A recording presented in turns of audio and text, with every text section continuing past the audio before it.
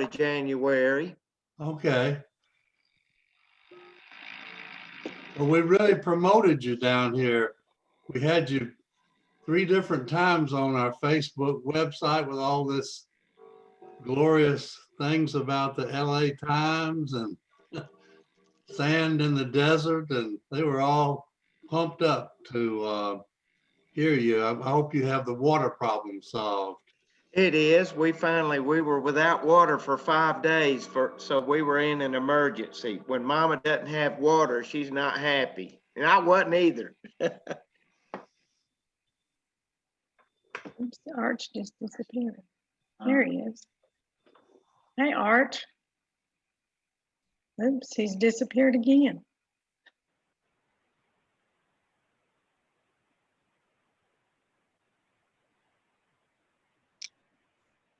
Okay, I made it.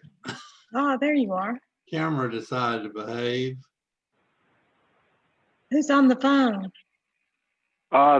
This is Marvin too on the phone. Oh, hey, Marvin. Hey, how you doing? Good. I see Kelly's logged in, but she's apparently away from her desk. She's our speaker today, but I didn't tell her to come until 12:15. Arch, you got your sound on now? I think I do. Thank you. Welcome back. We've missed you. Well, thank you. How are you doing? Oh, getting by. Appreciate everybody's support and all the cards and flowers and stuff from the club. It was really, really good. We've been thinking about you.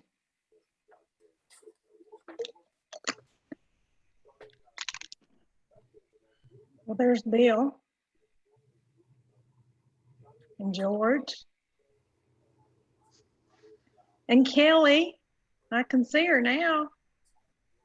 Hi there. This first 15 minutes is like our social time, so Okay. bear with us. All right. Well, you just holler for me and I'll step right in. We usually start right around 12:15, so. Okay. All right. I'll be close by. Okay, great. Robin, who's leading the meeting today? Is Chuck back? Marvin, Chuck's not back. Okay, when Marvin comes on, I'll have to leave a little early, so if we could have Ace of Spades or I have to be out the door at 1 o'clock. Okay. So if somebody can remember that, we can do it early or what fits. Okay. Yeah, I'm sure Marvin will probably pop in right about 12:15 because he's usually at work. Hey, Arch, how's it going? Good. Hi, George. Good to see you. Good seeing you. And Doug, Hey, too. Arch. You left the drug George. Doug been with you. And What? Richard? Richard, how's it going with the after effects? Still good? Oh, yeah, I'm in good shape. Thanks for asking.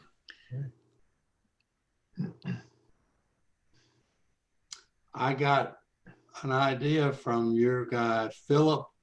Is it Philip that does the Zoom? Thomas. Oh, Nelson Thomas. Nelson Thomas. Thomas. He sends the links out. Yeah, he's the secretary. Well, I saw where he uploaded one of your Zoom recordings to YouTube. Yeah, And I do that after every meeting. Oh, you do it. Okay. Uh-huh. Well, I hadn't seen that before, so we had an unusually good program by an educator of the year from Alamance, I think. And so I thought, well, heck, if you all could do it, maybe I can. I have a YouTube channel. Mhm. And it, as you know, Robin, it uploaded like a piece of cake. Yeah, So I it's was really able- easy. Because once you get that YouTube link, you can share that program with anybody on the planet just by Mhm. giving them that link. Because I wanted to be able to do that. So thanks. When we first started out, the host usually is the one that gets the recording at the end. But when we first started out, we were using Vimeo, but we had to use the free version. And we ran out of free space, so I went on YouTube and did it. But I have since discovered that I can do it with a Google Drive link, but then it's not public. Only people with a link can get it, which I don't know that it really matters. That people Well, like you wouldn't thank be able to you. watch it. I'm not doing it every time. The reason I get our club doesn't send out the recording to our members. I think you all do that, don't you? Yeah, we do. Nelson sends it out. But I get the recording because I have to write up the speaker. And I was so eager to write up Alex. So when we get him back out, but I had to have the recording to be able to do the write-up. Yeah. Well, we do that. We have a couple of folks that are uncomfortable with using the platform live because of risks of, spamming or whatever. But I think that they will watch the recording because it's not connected. Yeah. So, Again, although Zoom has upped their security immensely. I mean, I know that we use it for meetings that are considered confidential with school folks and things. And I think some doctors are using it. So it's got to be fairly secure. Yeah, telehealth uses it for medical purposes now, so. Do they? Mhm. If So you it's all got- ever want this guy that we had as a speaker, he talks about what's called Go Global NC. It's a Department of Education program for training for teachers, and he is really good. If you decide you won't ever have him on by Zoom, he makes a very good presentation. And it would be of interest if no teacher in Mitchell County has ever been in this program.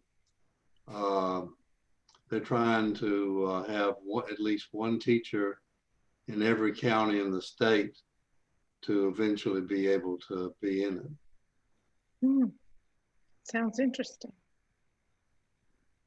Well, there's Robin, Randy. did we ever get Tim Hayes back on after that one presentation? Did anybody ever hear from Tim again? Which one presentation? When you Probably the this- Paul Harris. Probably The Paul Harris, Yeah. yeah. He said he might join us again on Zoom, but did he ever do that? Well, that was just what, like 3 or 4 weeks ago, right? Yeah. Yeah. He was on a time or two before that, but I don't think he's been since. No, he hadn't been since, no. He took the money and ran. I was wondering how he was doing in Montana or wherever he is now. One of the perks of being treasurer, just don't tell Robin. You can just take the money and run whenever you want. I didn't know that. Oh, now you've told her. She can get all $12. Hey, Randy. How's it going, Robin? Pretty good. Hey, Doug. It's good to see your face. Good to see Doug's face again, too. Yeah, Hey, he's Randy. visiting us today.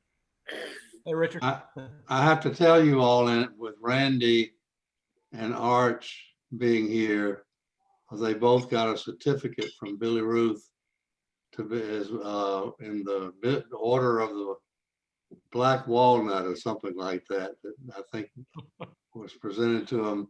The amazing thing is those walnuts that Randy and Arch arranged to have brought to us in New Bern from up there have lasted, the dye for her dye pot has lasted longer than ever any dye ever lasted up in the mountains.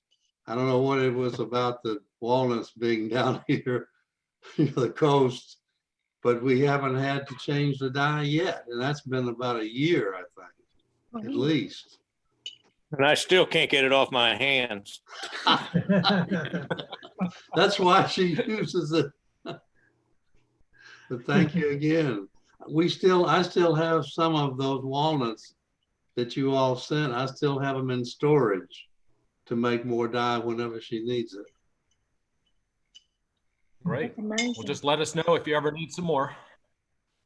Well, thank you. I see we got Marvin too on the call too. Yes, he's on.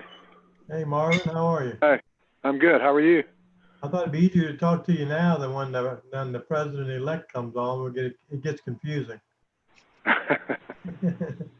Well, welcome to the club, by the way. This is maybe the first time you're officially a member since you've been on, right? Well, thank you very much. I'm looking forward to it. Great. Marvin, introduce yourself to Randy Perkins. You two may know each other, and Randy's on We've the call met a too. couple of times, Randy. This is Marvin Rogers. I was a partner at McGuire Woods in Charlotte for a number of years and live up here in Spruce Pine now. I definitely remember you, and I did not know you had moved up here. Are you up here full time now? I am, yes. Great. And where are you living? I live about 6 or 7 miles on the other side of Spruce Pine, up 19E toward Plumtree, off of 19E, not too far from 3 Mile Highway. Wow. Okay. Yeah, I'm down near Little Switzerland, so I'm a little bit closer to.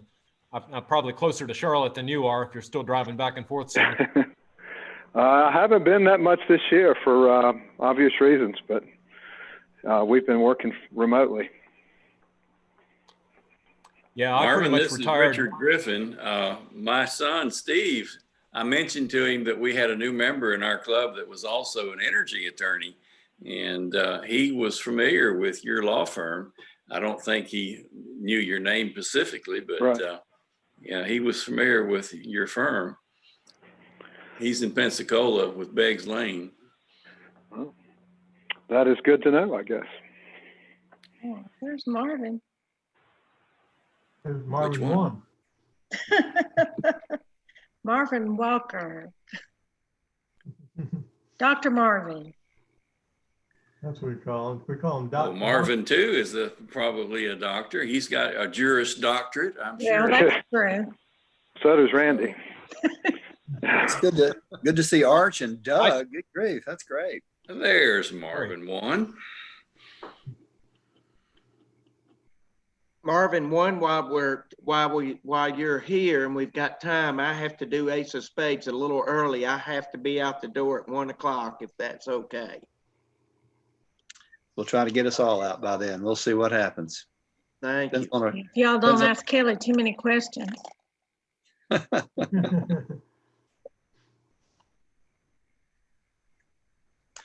Arch, what do you have to say for yourself? You look good. Well, thanks. Hunkered down in the holler. COVID hadn't really affected me that much because I didn't go anywhere anyways. So Nothing but upkeep, huh?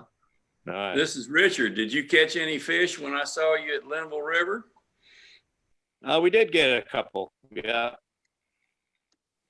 That was a pretty day. It was good to see your sons too that day. I'm sure they caught the fish. He didn't. Oh, I bet Arch taught them how to fish.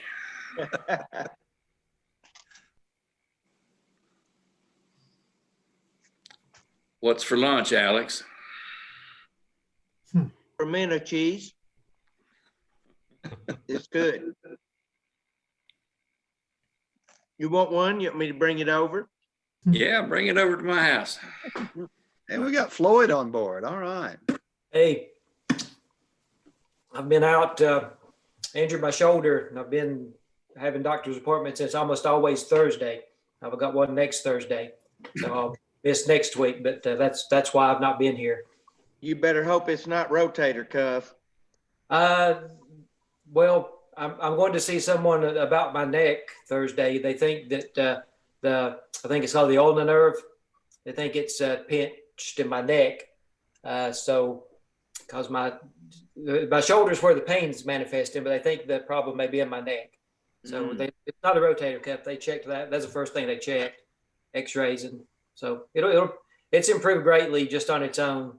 But I still want to know what's causing it, and try to get it healed on up. It's sort of numb and hard to use my left arm, which is better than my right arm, of course. Floyd, you didn't fall off a four-wheeler like Alex, did you? No, I fell off a 12-foot ladder.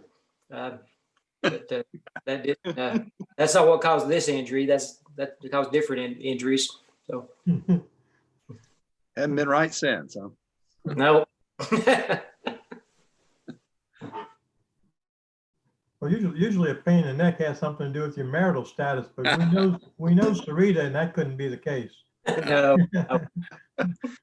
All right. Well, I've got 12:16 on my clock. So, Doug Suddeth, would you mind to pray from New Bern for us? I would be glad to. Let us pray. Oh, gracious Lord, we thank you for this day, for each other, for the Spruce Pine Rotary Club and the fellowship in Rotary and all the people's lives that are touched. We especially remember so many suffering with the virus and their families and friends. And we pray for your guidance as we move through this crisis. In Jesus' name I pray. Amen. Thank you, Doug. Anybody got a flag? I do. All right. Doug's got the flag too. All right. Let's pledge allegiance, if we will. I pledge allegiance Flag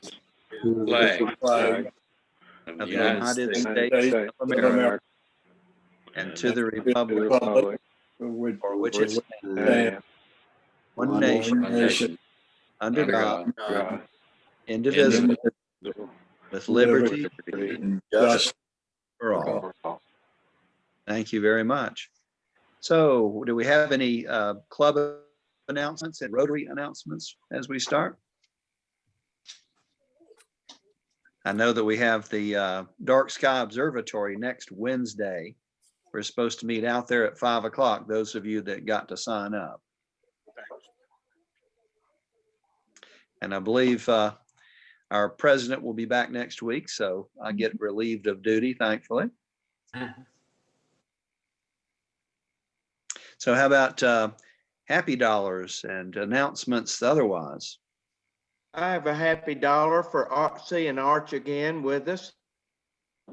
Thank you. It is good to have you back. I've got another happy dollar. Alabama won again. We beat LSU. Got even with them a little bit this year. Cold Tide. I got a happy dollar also for Arch being back, and another happy dollar for welcoming Marvin Rogers as our newest member. Well, I'll give a happy dollar just for being a new member. Wow, that's generous. Thank you, Marvin. I have a happy dollar. I did survive those 2 days, and I'm now 82.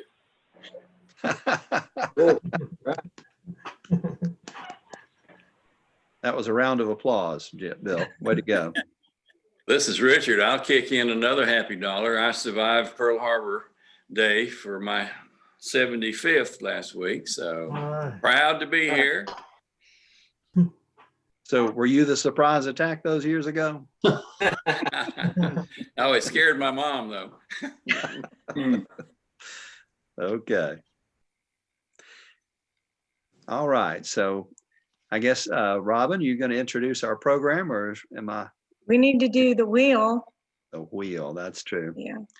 Do I have anybody besides Bob, Nelson, Marvin Walker, Glenn, Tina, Marvin Rogers, George, Chuck, Richard, Cindy, Bill Carson that want a wheel ticket? I'll take one. Okay. You want to pick your numbers, or you want me to give them to you? You can give them to me. Okay. 36. All right. And 73. Okay. I'll write that down. Robin, I'll take two numbers. Okay. Is that good to Another sign three. them? Hmm? You want me to assign them to you? Yes, go ahead. 45 and 65. Thank you. I thought at some time you got a permanent one, but maybe Well, I not. thought so too, but you didn't call my name, so I wasn't sure if it fizzled. Okay. Wasn't so permanent. Well, I'll put you back on there. Okay. Robin, while we're at it, why don't you go ahead and do the numbers for the ace of spades? Let Alex do both at once. Okay. Good, good, good. Does anybody, okay, these are my permanent ace of spades people. George, Glenn, Nelson, Chuck, Tina, Cindy, Marvin, Alex, Bill, Carson, Richard, and Bob Cokel. Anybody else want one for today? I'll do both, the wheel and the ace. Okay. Pick numbers for me. I thought I had some permanent numbers on that as well, Robin. You Did want to you? check? Well, I messed you up, didn't I? Well, I'll give you 12. Okay. That's because he's on Barbara's iPad. Today. You're right. Let me give Floyd 6. 80. 6 Okay. and 80. Yeah, for today. And you've got me for 12 and what? Let me see, 12 on ace of spades. Okay. 45 and 65 on the wheel. Very good. Go for it, Alex. Okay, here we go. Ben, First then spin. we'll have our speaker.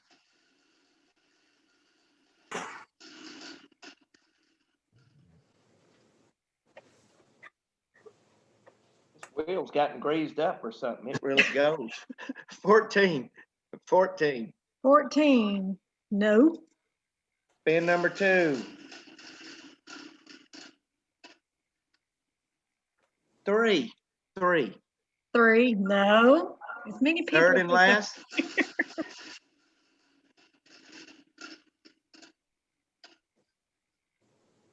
6. 6. 6 is Floyd. Hey. That's a new number. Yeah. Give it to Bill Carson's calls. Okay. Winnings to cart. Yep. Okay. It's like $8, I think. All right. So Something like that. All right, ready for ace of spades? Ace of spades. Oh, wait, I got to put those Random skinny number. numbers in the cup before I draw. This is our gambling, Kelly. I was noticing that. Seems like fun. Okay. Number 7, which is Marvin Rogers, I think. All right. Please, Okay, please. Marvin. I'm gonna take the cards and thumb them with my thumb, and you tell me when to stop, and that'll be the card. Okay. Just stop. Stop right there. Sure. Queen of spades. Close. Close. Close, but not yet. We're dwindling down. Yeah, that stack's getting smaller. Robin, now go ahead. Okay. Today we have Kelly Honeycutt, who is the executive director of Safe Place in Mitchell County. And she grew up in Avery County, so she's a homebody. She got her degree in Office Systems and Technology from Mayland, and also has certification in nonprofit management from Duke University.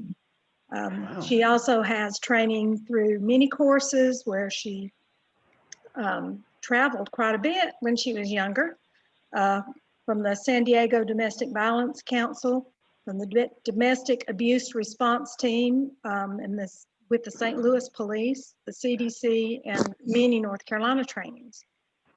She started working with Avery Citizens Against Domestic Abuse in 2003. And while she was there, she traveled to several states and received training in sexual assault, domestic violence, childhood trauma, and law enforcement response in those areas. While she was there, she worked in their shelter. She did court advocacy, assisted in the instruction of domestic violence response portion of the basic law enforcement training while at Malin. And then she developed and presented the elementary age prevention education program called It's Okay to Tell. Then she had her first child and thought she was going to stay home for a while. But in 2007, just a year later, she accepted an unsolicited proposal to fill in temporarily at Mitchell County Safe Place. And then they talked her into staying. So she has had additional training through the North Carolina Council for Women, the Governor's Crime Commission, and Family Violence Prevention Association. And her last thing that she did was receive her certificate from Duke University in nonprofit management. So she's worked in every position while at Safe Place and developed and implemented the prevention education program for 6th through 9th graders in Mitchell County and has worked at both thrift stores. And so that makes her very qualified to be the executive director because she's done everything that she supervises to. So that's a big plus. So Kelly, we'll turn it over to you. All right. Thank you so much, Robin. So from what I understand, I'm just going to tell you a little bit about what Mitchell County Safe Place is, and then you guys can come at me with any questions that you may have. Or if you have some questions you want to start off with, that'll be fine with me too. So does anybody in the audience know much about Mitchell County Safe Place? Yeah, I guess you do, but you don't want to say, do you? So we actually started as a small room above the old jailhouse when the need was seen that domestic violence was an issue in Mitchell County. And this was in, I think, 1995. So from there, it kind of grew into a little storefront area, still just a one room temporary thing. And now, and there was one employee. Now we've grown to have 10 staff at the shelter with programmatic duties, and we have 13 employees between both of our thrift stores. So within the agency, we are primarily an emergency shelter for victims of domestic violence, sexual assault, elder abuse, and we do have some child victims, but they do have to be accompanied by their parent. And within the shelter services, we have programs that we can help victims of domestic violence, whether they be in shelter or just community members. We have a program called Fresh Start, which is focused on helping survivors, victims, families who have been impacted, maybe not directly, but indirectly by domestic violence. And through Fresh Start, the clients are able to get job skill training. We can help them with obtaining degrees or certificates in specific lines of work. We help them with resumes. We help them with like mock interviews. And through our thrift stores, we can provide them with interview clothing or clothing they may need to start a new job. And within Fresh Start, we also kind of help them just learn how to be not dependent on the abuser, or learn how to help a person within their family or friendships understand how to move on beyond the abuse. So the Fresh Start program is really doing great, even during the pandemic. I mean, we had to take a little bit of a break there, but we figured out how to work around that, reduce the amount of people that come to the meetings, have multiple meetings, and it's really been very beneficial. We have a lot of success stories through that. In addition to that, we have a transitional house program. So on our property, we have an office building, an emergency shelter building, as well as a transitional house, which we use for families who are ready to leave shelter, but may need a little bit more support before they're really able to take on all the bills and all the responsibilities of being on their own. Generally, our transition house program is you're allowed to stay in the transitional house for a year, and then we review and see, are you meeting your goals? Are you working toward your goals? And we can help them out even if they wanted to stay longer than that. We also have a coordinated community response team. Through that, we build partnerships with other agencies and other philanthropic groups, and we come up with ways that everyone can respond to these types of instances, how to better help victims of domestic violence. Within that, we have a very strong partnership with the Sheriff's Department and the police departments, and, you know, of course, other agencies like DSS and things like that. We have, of course, the prevention education program, which has taken a pretty strong hit with the coronavirus situation. So normally the instructor would go into all the classes for all 6th graders in Mitchell County and all 9th graders in Mitchell County, and would instruct a program called Safe Dates. And that was mostly about how to recognize warning signs of an abusive relationship, how to help a friend who may be in an abusive relationship, whether they be the abuser or being abused. And that, now that the coronavirus has put all these new stipulations, no guests are allowed to come into the school anymore. But we have risen above that as well, and we've started doing YouTube videos and doing a lot more outreach online. And I think I've touched on a little bit of everything. If you guys have any questions or would like any additional information, just pop in whenever. What are your sources of funding? We primarily, our funding comes through grants, both state and federal grants.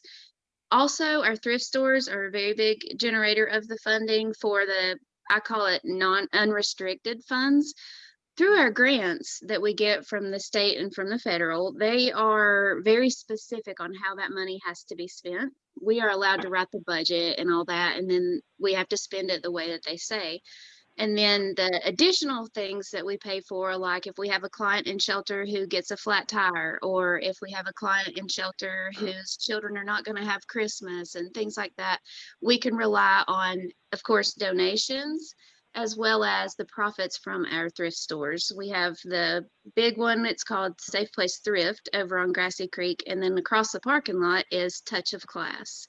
And that's where we keep like the higher end clothing and things like that. So very successful through that.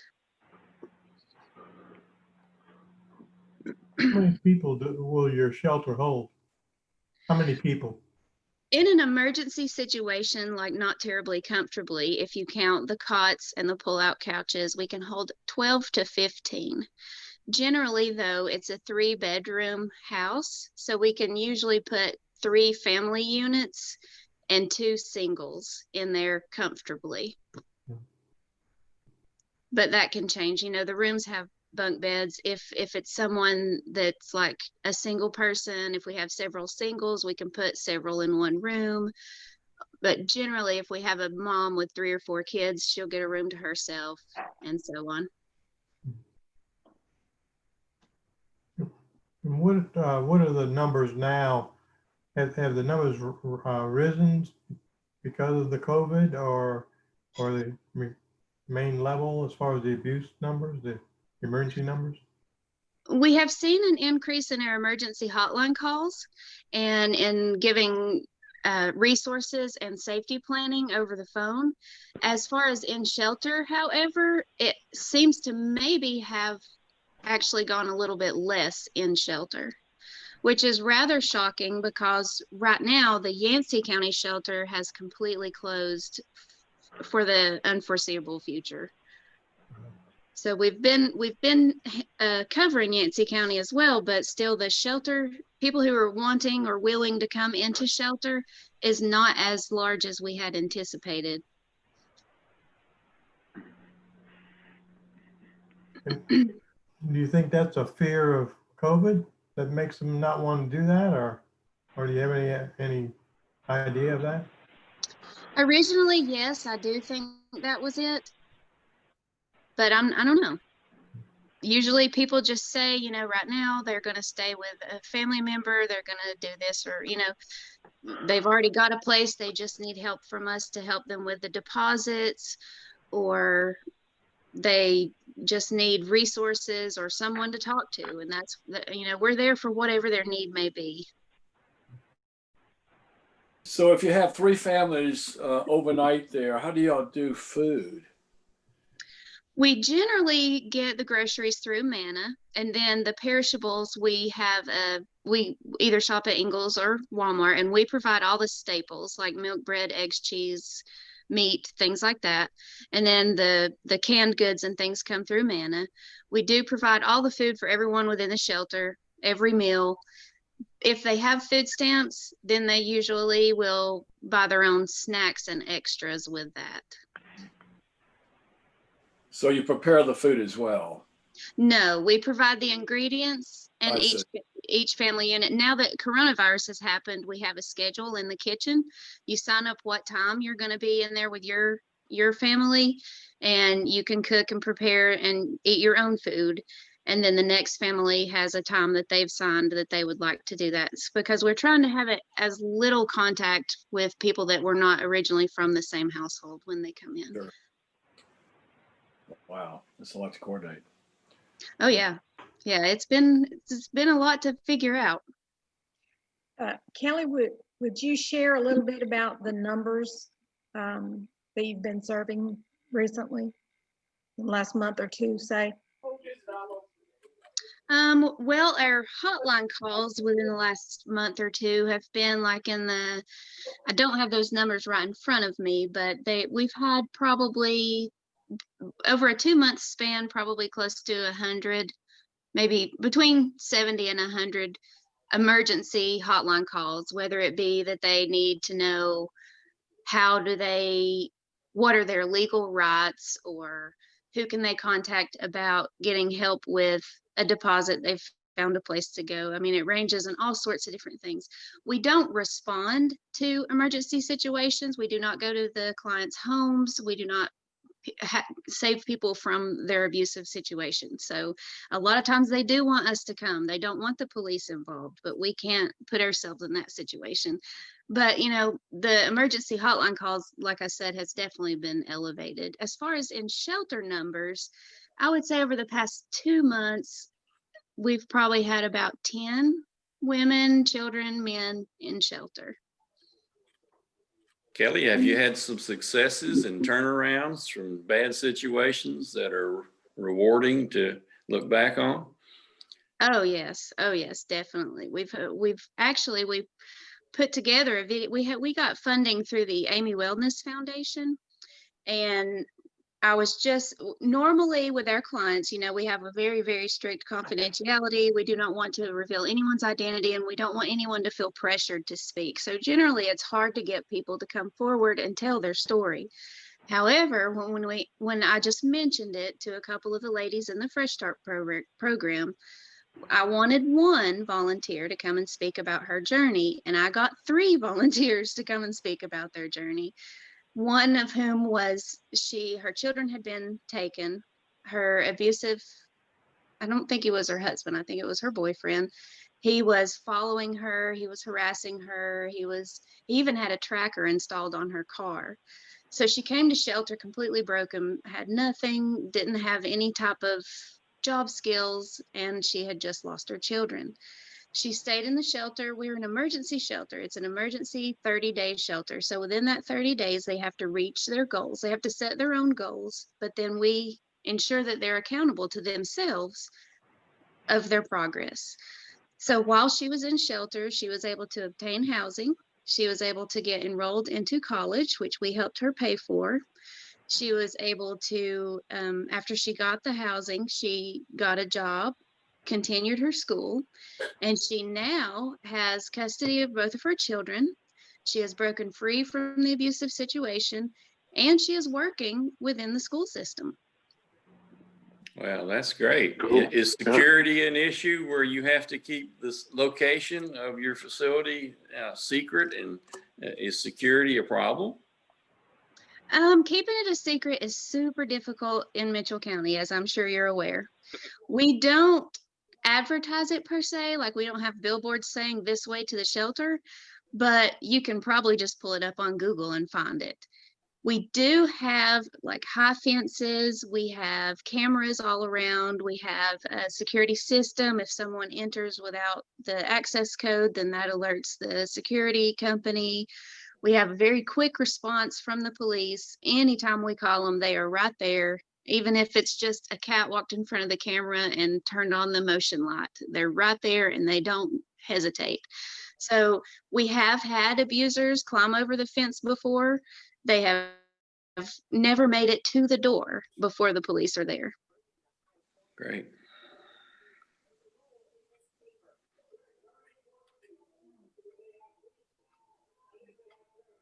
Kelly, there was an instance we heard about a few years ago about a client that had an animal and stayed because the animal couldn't come to the shelter, but I understand they can come now. Has that been used much, or do you know? Yes, we actually had an organization came in, fixed up the kennel, made it very, it's basically a 5-star hotel for animals. Like if the animal's too large, or if the animal is aggressive toward people it doesn't know or something, we do have the outdoor kennel. If it's a small animal and it's had all its shots and been treated for fleas, they can stay inside the residence with the victims. We've had rats, we've had sugar gliders, we've had snakes, rabbits, cats, you name it, we've had it. Who would want a rat? I know. Yeah. Oh, but it was her baby. It was. She wore it. She wore it in her shirt. It would like. I mean, yeah. Goodness. And we do. I don't know if you heard me. We do serve men, women, children. All. It doesn't matter what your identity is or anything like that. We treat everyone exactly the same. But if we have a male victim come to the shelter, we have everything set up to serve men as well as and the same as women and their pets. So is there a percentage on how many of it's women, children versus men? The majority is definitely women. In my opinion, I'm going to drop a little opinion in there. I do feel like men are just as much victims of abuse as women. But men, due to stereotypical reasons, they are less likely to come forward about it, less likely to ask for help, in my opinion. But we do. I would say for every 10 women, we may have one male. And for males that come into shelter, it's probably closer to every 40 women, we have one male. What about elder abuse? You mentioned that. Do you have much participation or need for that? In general, in the shelter, we don't have an on-staff nurse or aide. So if the elder abuse is towards someone who has some sort of disability where they're unable to care for themselves, we help coordinate with with social services to come forward with their senior program where they help out with that. But we kind of work through it and be an advocate for the victim of elder abuse.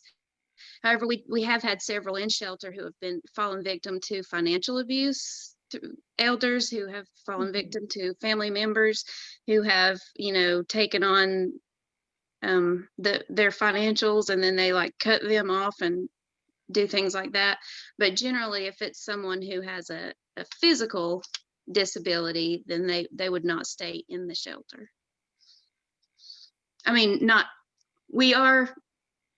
if they're unable to care for themselves, then they would not stay in the shelter. But if they are able, we do have wheelchair accessible, things like that. Let's see. Great. I would say you're doing a dynamite job. Thank you. We've got a great team. We really do. Sure. So Kelly, who mans the hotline, and is that 24 hours? It's 24 hours a day, and it is usually staff members volunteer to cover it. We encourage there to be community volunteers, but usually it's hard to find people who are willing to go through the training process and commit to absolutely never missing a call when it's their turn. So generally it's the shelter manager and the overnight advocates, because we do have 24-hour coverage at the shelter as well. So usually they end up holding the hotline while they're at the shelter. I see. If we get an after hours call though, and it seems to be a dangerous situation, usually shelter intakes do not happen without law enforcement present. So if there is going to be someone call on the hotline needing shelter, they can meet someone at the police department and then be followed to the shelter. Or, in other cases, if the police department does have to respond, then they can bring them directly to the shelter.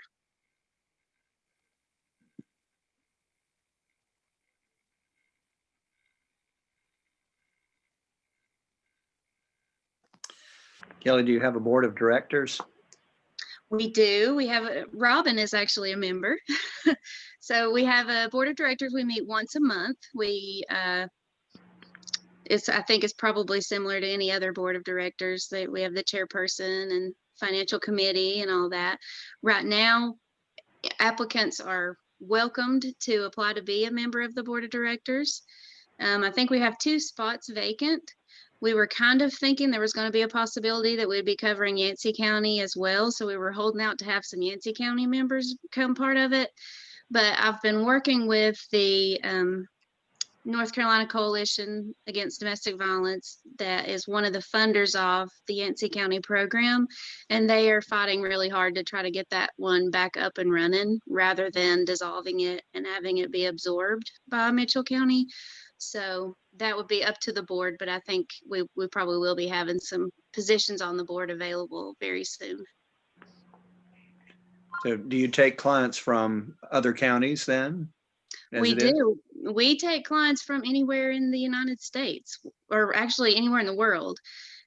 We are primarily our outreach and our area that we're funded for is Mitchell County, but we do not turn anyone away due to where they're calling from or anything like that. We've had people actually from the Philippines that came in to Florida and decided that they needed to escape as far as they could, and they come up to little old Spruce Pine. So yeah, it doesn't matter where they're from, we're there to help.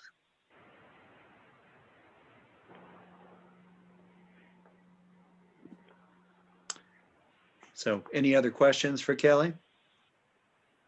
Kelly, there used to be a while ago reluctance of the police to kind of follow through on some of this because often the victim wouldn't show up at the court appearance. And there have been some efforts to make it like a no fault thing. Has that changed now? We do still have difficulties with that for various reasons. I mean, I'm sure they, like I was telling you about our Fresh Start program, a lot of times the victim has been dependent on the abuser. And so when they do break free, there's a lot they have to figure out, and it's just easier to go back sometimes. There has been quite a few good moves legally as far as that goes, but it still is an issue, especially with the protection order. If they file for a protection order and then drop it, I have seen still that the magistrates are a lot less likely to go forward with an additional protective order when the abuse inevitably does happen again and again and again. So if they're repetitive at dropping their charges, you do sometimes see a little bit of kickback. However, the relationship between the court systems and the police department and all that, they're very understanding, and I have seen a vast improvement as far as that goes.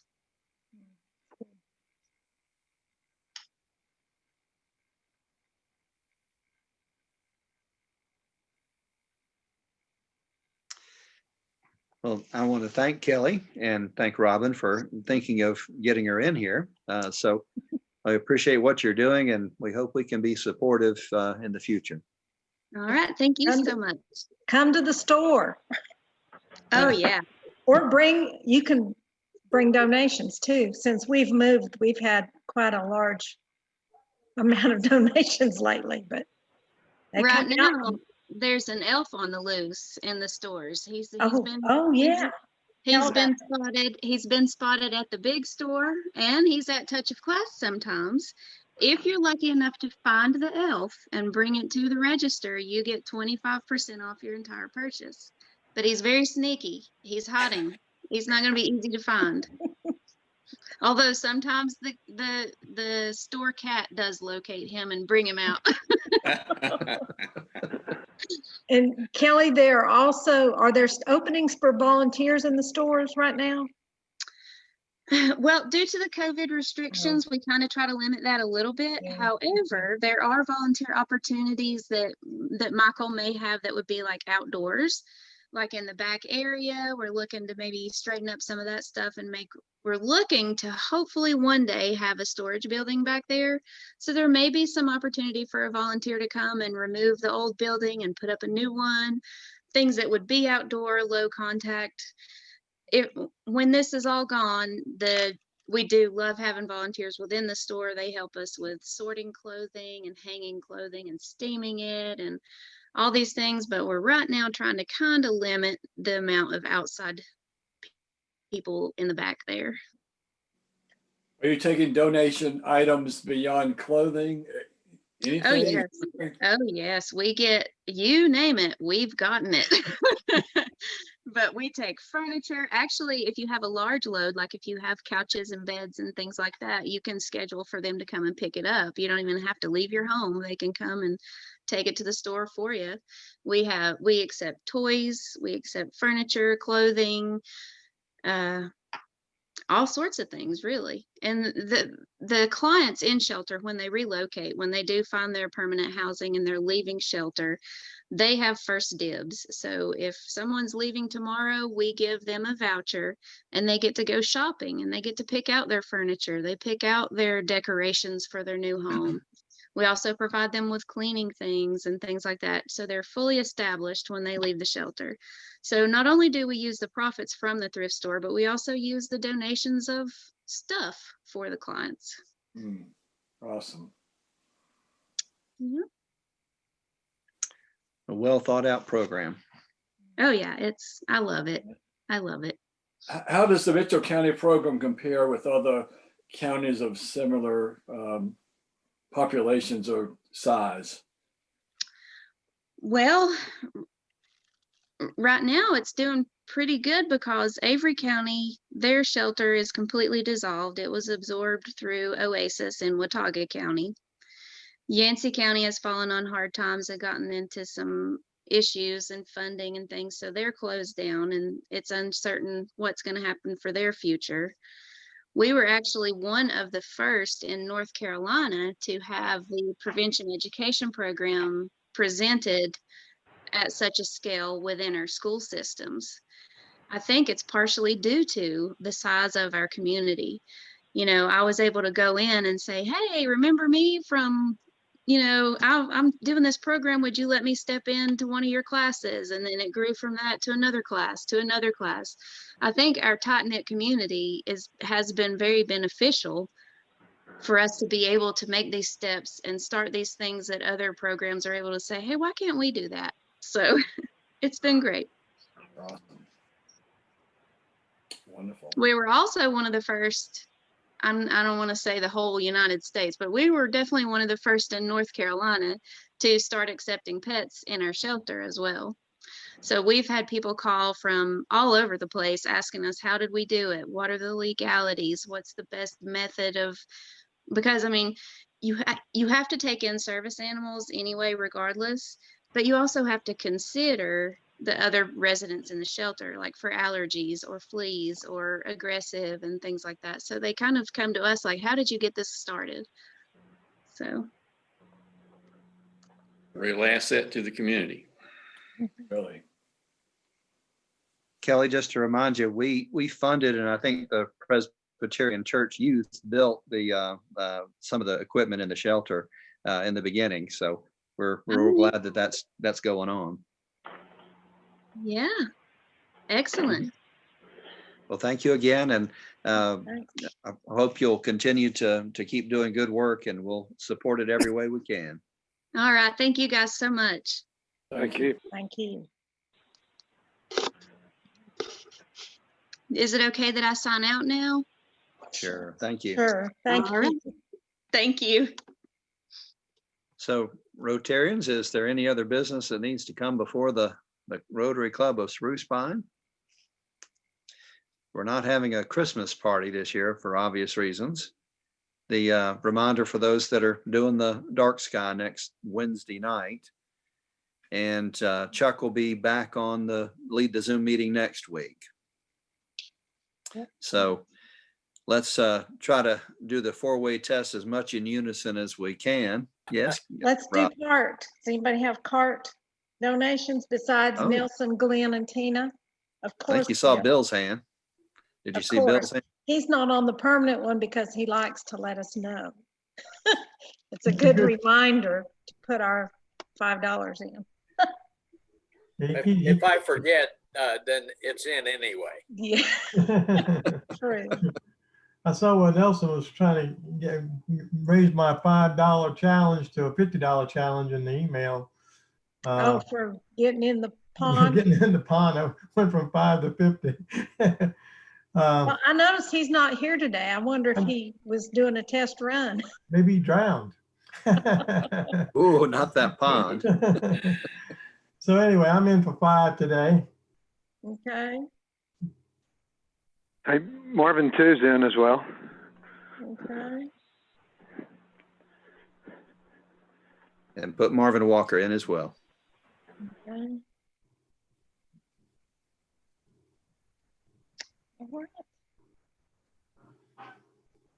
Yeah, I'll probably send in what we've compiled in the first half of the year at the end of this month. So I'll let y'all know how much it is. We did $600 and some last year. So I think we're on pace to beat that this year, even though we haven't been meeting. We're meeting, not in person. There you go. Yeah. Well, everybody unmute and we'll try to do the 4-way test. First of all, is it the truth?